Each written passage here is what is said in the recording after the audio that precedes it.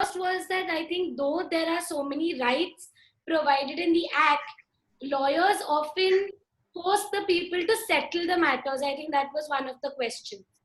So I want to say that, settlement isn't wrong or isn't bad, because very often when matters go to court, it becomes very ugly. It takes a lot of time, money, energy, effort, emotion. It's very draining, especially if children are involved. So in the event where especially between a husband wife, if they want to part ways amicably, move on in life to ensure mental sanity of the child, I think that is when an out of court amicable settlement is good. I want to tell the audience that this in no way amounts to condoning the violence that you've been put through, or forgiving your perpetrator, but it only means that you're ready to put this behind you and go to a safer place. So I think like that, settlements are not bad. However, it's very sad that many lawyers, with all due respect, sometimes I have also experienced the other side where they try to ask or force the client for a settlement, because what happens is they have this thing called a contingent fee, wherein they don't charge the lady throughout the proceedings, fight her case pro bono, but whatever money she gets as alimony, they ask for a cut out of it, or whatever the settlement amount, they ask for a percentage out of it. So personally, I think that's very wrong. I think as a lawyer, you should charge your fee, be reasonable. Certain genuine cases you can do for free, only you can charge out of pocket expenses, but I don't think it's fair to have a stake in a settlement amount or in the alimony that the wife or the victim receives, because according to me that is hers, and that is the compensation that she deserves for all the agony that she's gone through. So I think that is my response to the first question. The second one, as far as whether there's any amendment as far as making this a gender neutral law, irrespective of sex and age. Unfortunately, so our this law is for the protection of women, as the law says, as the name suggests, and it was enacted only to protect women. So unfortunately, no men cannot avail of rights under this law, and even the courts have considered this time and again. Even I have tried personally filing a case on behalf of a husband, but it has not gone down well, and the courts have said that this being a beneficial legislation in favor of women, at the moment they have held that until the law parliament enacts a law for men, the courts cannot consider such applications. As far as children are concerned, girls who are below 18 or above 18 still can approach the court and seek remedies, but boys, even younger boys, I'm afraid cannot, but they have other avenues like the Juvenile Justice Act, which they can resort to. And the last question, as far as the 7-year period, somebody asked me that if for 7 years a person husband is not found, that only applies as far as divorce is concerned. That when a man deserts the wife and his whereabouts are not known for 7 years, only then then the woman can get a divorce on that ground. As far as him after many years not providing for health care, etc. is concerned, not shying away and shirking off his responsibilities is concerned, that is actually the prerogative of the divorce court, family court, which grants a lump sum amount of maintenance to the wife at the end of the proceedings, and an interim maintenance pending the proceedings, which then qualifies for her to take care of herself and her child for the rest of her life. And that is come to a conclusion after considering the evidence on record, witnesses, and various other factors. DV, on the other hand, is a mere emergency mechanism which will protect the lady while she is living with the husband, and there is no end to the order. It's a continuing order until she's occupying the same shared household and living with the husband, or when a divorce case is going on, she will be protected. But it doesn't take into account insurance policies, health care, etc., since it's an urgent emergency mechanism for the time being, because your divorce court is equipped to deal with securing the lady for the future. Gayatri ma'am, there's a question from Dr. Anupama Gode. She says, she asks, can you share some helpline numbers which we can share with women going through domestic violence? I will do that. I will certainly, definitely. I will send a few protection officers' numbers, but I think being a lawyer, I'm not going into that sphere at all. The lady comes to me after they've already approached the helplines, and after the helplines have assisted her in approaching the magistrate. That is where I enter into the picture. So I rarely deal with or associate with helpline psychologists, which I think my co-speaker will be better to direct you to. When it comes to legal aid, or when it comes to getting a proper relief from the court, after or before these psychologists are appointed, is when my role comes into being. Okay, ma'am. There is a question from Kirti Mengani. She says, when we look at laws, we feel we are protected, but when we exercise our rights, few lawyers themselves pressurize morally to do settlement I than think court. that is the same question that I addressed in the very. Okay, okay. I think you've already addressed that question. I think somebody is asking about eve teasing crime.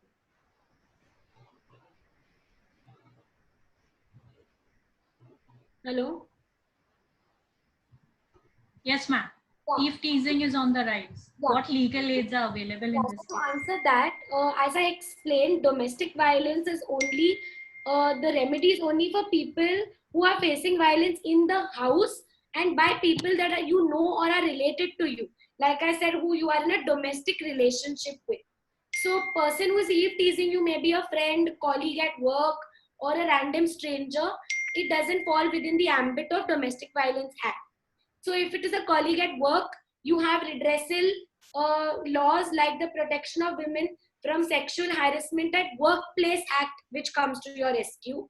If it is a person online who is stalking you, eve teasing you, then you have the Information Technology Act. If you have a man on the road, a stranger who is making passes at you, who's leching, who's eve teasing, then you have the 354 section of the Indian Penal Code. And all of these complaints can be made to the police officer itself, who will register an FIR against these accused persons. So this doesn't fall within the ambit of domestic violence.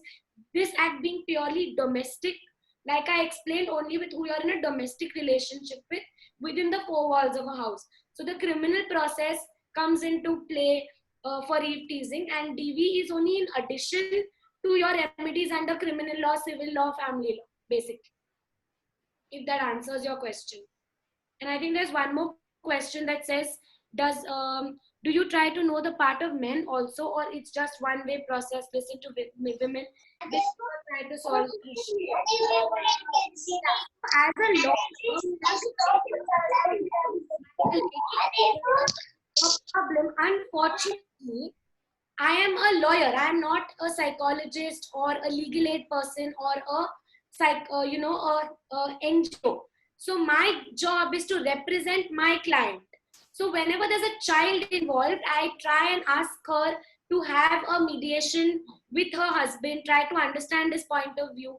But however, what happens in this scenario is that because she's coming to me as her lawyer and I'm representing her as her lawyer, the husband is also likely to get his own lawyer. And then it becomes A versus B, as opposed to me hearing both parties. Because I'm not a psychologist, a marriage counselor, or a psychiatrist. So unfortunately, I need to consider what my client narrates to me as gospel truth and fight for her in the interest of my client. But in my professional practice, I truly believe that if I feel that it's a false case and she's falsely implicating her husband or his parents, then I do not take up such cases. And any which way, if the child is involved especially, I first advise them to mediate and settle the matter amicably, either reside living together without violence, or if that's not possible, then part ways amicably, because court gets ugly, as I said, and you end up spending so much on money, time, energy on lawyers, on going to the court kacheri, and this goes on for many years. So I try to get a perspective of the husband, but that doesn't always work because I'm engaged in the capacity of representing one party versus another party. And when it goes to court, it becomes a very ugly fight.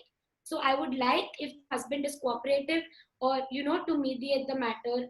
And if I'm representing the husband in a family court issue, then likewise hear the wife side of the story, because I feel tali ek hath se nahi bachti, and what happens within the four walls of a house, you and I will never know. So I don't think any one person is always wrong. I'm sure there are provocations from both sides so many times, especially when it's about money. There is not violence. It's only a money battle between husband and wife, especially, or when in-laws are dragged in just to create pressure. There is a question from Shankari. Yeah.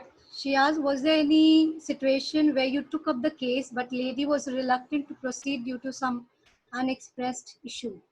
So many times women come, they cry in my office, they say हमें जाना है लेकिन पैसे नहीं है, पैसे होंगे तो भी आदमी घर पे आके पीटेगा, you know, we are going to come back and live in the same house with him. So in these cases, I have given them the courage to fight, and if they know that they have a strong lawyer fighting for them, I think that has given many women courage and they have come out.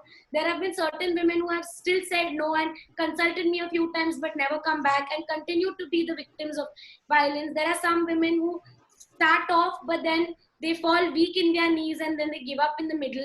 There are some women who say, okay, we'll do it, but first you get us an order, you know, asking him to remove himself from the house, or create a partition where the court says you can't enter a certain part of the house, or direct him to give you an alternate accommodation so that they're not living in the same house, and then they can continue fighting the battle in court.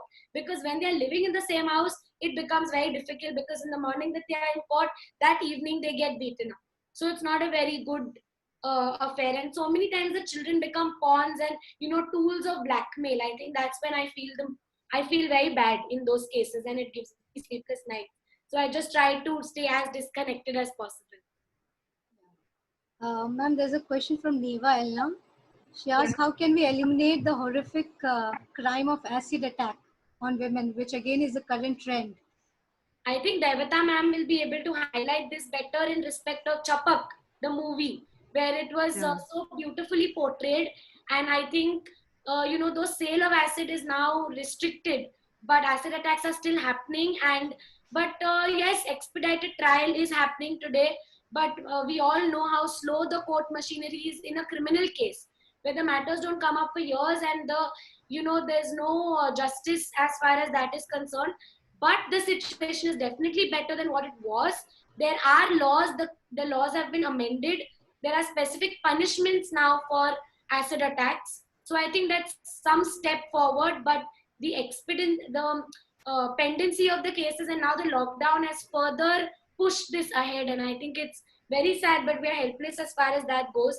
And I think we may not be able to prevent those attacks, but you know, people like my co-speakers, they are doing so much to counsel these women and push them to fight and get justice for the injustice that was done to them.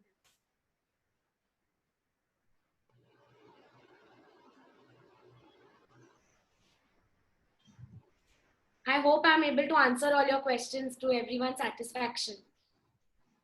Yes, ma'am, surely. Devita ma'am, there were certain questions addressed to you. Ma'am, would you like to take them? Yeah. Yes. Sure. I think the answer to two of the questions would be same. क्या फिल्में महिलाओं पर अत्याचार बताकर उन्हें और बढ़ावा नहीं देती, तो ऐसे फिल्म निर्माण पर रोक क्यों नहीं लगा दी जाती? And the second question is in business and for monetary returns. Now I would like, because whenever we are talking about crime, it's got to do with the families. You know, unfortunately in education, academia, very rarely do we take up family communication as a subject. You know, it comes in sociology, but not in other streams. We at our department have one elective which talks about family communication. So the root cause of crime goes back to families and the childhood of the criminal. So no, that is something which I'm not talking about a radicalistic solution to this problem, but I'm looking at a more broader picture. If we try to but it is a very romantic situation, I know that, from a legal point of view, but I think we will be in a better position if we are able to counsel the child's mind, because that is where the criminal instigation begins. So what criminal doesn't become overnight. There's a process to it, and if we are able to address to that process, I think we'll be able to address to lot of issues. So that is one. Secondly, when we talk about films and the way a particular way the film should be made, well, there is no control over that, because there is freedom of speech and expression, and then when we are trying to ban the film, then that individual's freedom of speech and expression gets hampered. So we can't really do that okay, of course there are guidelines that a particular type of films should not be made, and but not legal guidelines per se, but there are ethical guidelines. And unfortunately, CBFC, Central Board of Film Certification, is merely a certification body, and they don't have much of a say in the way the content is made, and level analysis, script level certification, because once the film is made and when it goes to CBFC, then there's hardly anything that can be done by CBFC also. At the max, they ask you to make cuts and all, and they can't ban a film because there's a lot of investment which has happened in that film, and then the producers say that it will be a huge loss and all those things. So I feel that scripts should be sent for certification. That will solve a lot of issues, because then much before the films are made at a very advanced level, there will be interference at the script level, and we as a body, as the CBFC or any other body can be formed, which will be able to address to these issues which may have film. So that is one. And also, films as a genre or entertainment business, or news business, or electronic news, all are part of the public sphere. And as an audience, as an academician, or as a social worker, we don't have any control over public sphere. So that is another issue. So we can, always address to the issues that are in private sphere, that is in our families.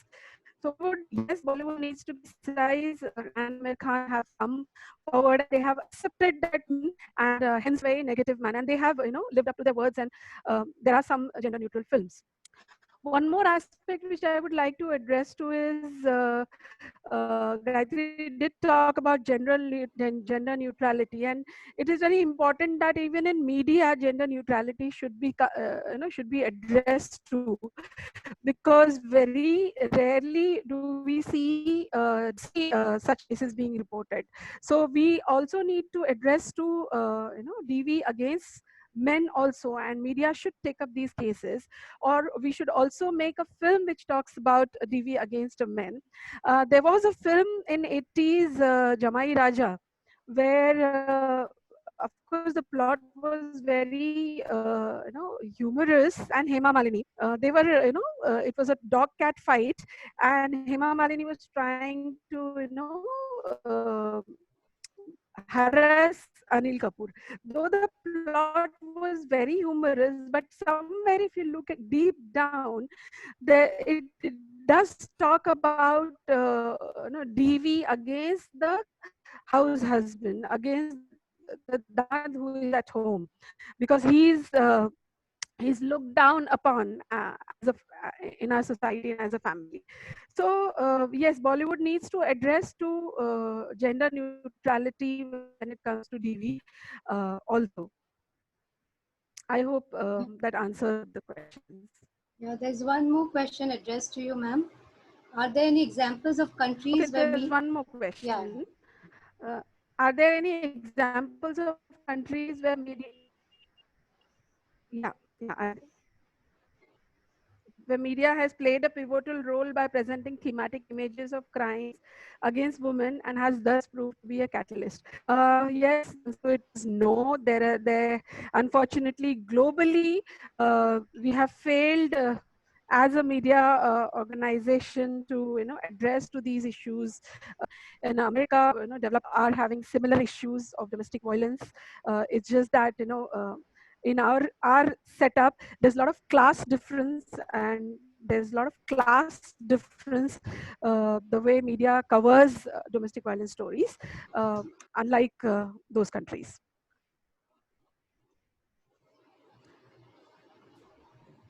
And also, when we are looking at thematic images, when DV is covered in a thematic manner, I personally feel that we would be addressing to DV as an issue which comes at a societal level. So when there is thematic framing, we are looking at the society as a whole, and when it is episodic framing, that is event-based framing, we are focusing at DV through an individual lens, and we are talking about it as an individual's problem. So I repeat again that we need to address to it as a social problem and not as an individual problem. Any more questions? I hope I've answered all. Sarah ma'am, I have a question. Yeah. It's just a basic question. It's a question to Devata ma'am. Ma'am, does media reflect society, or is it society impacted by media? I mean, what do you think? Well, this question is asked to me in almost all places, seminars, conferences. I would say it's chicken and egg debate. That anda pehle aaya ya murgi pehle aayi. So media doesn't function on its own. The raw material for the media, that is the content for media, comes from the society, be it fiction or non-fiction, that is news or cinema or advertising. So the idea essentially comes, the germ comes from the society, but it is a distorted reflection of society. And also, whatever is shown in media, society gets affected by it. So it's a situation which addresses to both. So media reflects society and society reflects media. Thank you so much. Thank you. Do we have any more questions from our participants? Any more questions that can be posted? No, I think that is all for Gayatri ma'am and Devata ma'am. So we've come to an end of another insightful session. Thank you to the speakers, and a special thank you to Nandita ma'am and Tripti ma'am for taking us through today.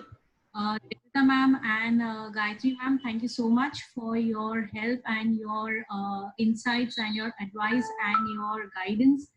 I would like to also thank our management, our principal sir, and the entire organizing committee for managing the YouTube platform as well as Zoom. And we've way exceeded our time, so I won't take more of your time. Thank you all once again, and stay home, stay protected, and stay healthy. Thank you.